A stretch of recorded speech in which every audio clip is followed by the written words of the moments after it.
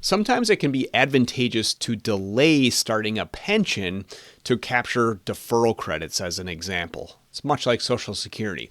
However, today I just want to focus on one major risk for retired couples that is easily overlooked.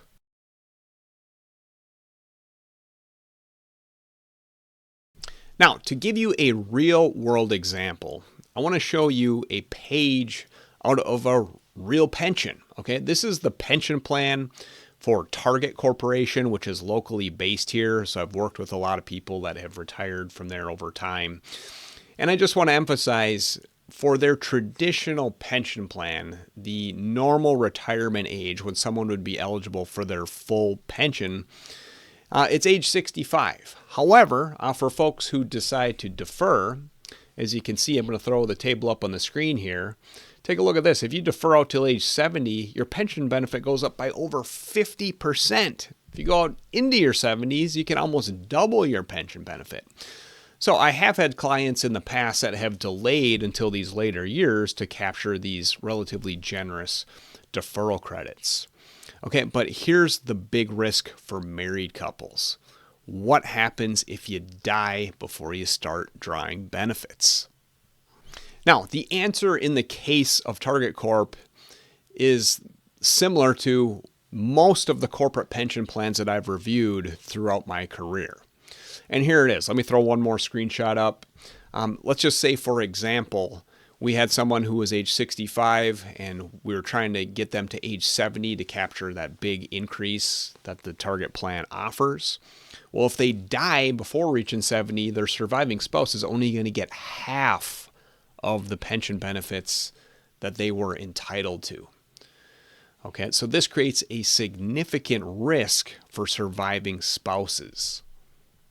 Now, let me finish up by just touching real briefly on one possible solution to address this risk, and then I want to finish with a short and sad story, which was really the inspiration for putting this video together. So, a simple approach, if you're in a situation where you're deferring taking a pension benefit for whatever reason, if you want to protect your spouse, an easy way to do this is to buy some life insurance. Now, the big caveat to this, of course, is you need to be healthy to get insurance and to also have it be affordable. So, that's going to be on a case-by-case basis based on your individual circumstances. Now, this also brings me to that short story I want to share with you in an effort to help people avoid what I'm going to describe. So basically, here's the story. A friend of mine, his parents were in their mid-60s, and the dad worked for a large local company here. It was not Target Corp, but they had a pension plan that worked in the same way as Target's, as I just described, as it relates to survivor benefits. And here's what happened. The husband was diagnosed with cancer. And what's really unfortunate, obviously he ultimately died in pretty short order. But what's really unfortunate in the context of this pension is he was already full retirement age when he died. Okay, so he could have started his pension and elected a full survivor benefit for his spouse, which just means he would take a little bit less pension to fully protect his spouse for the rest of her life.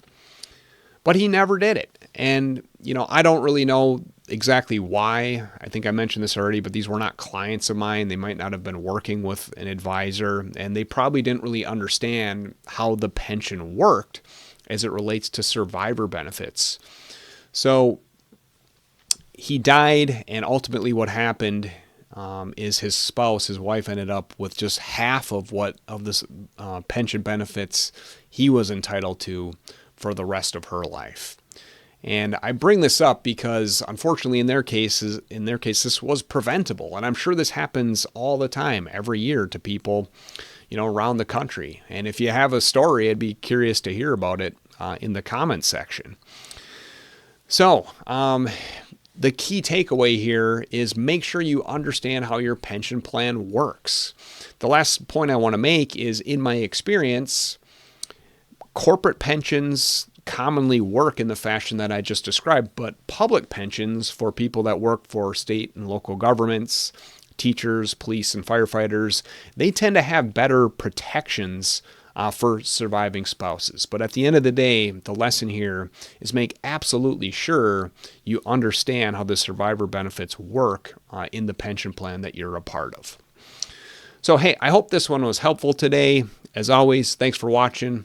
We'll see you on the next one.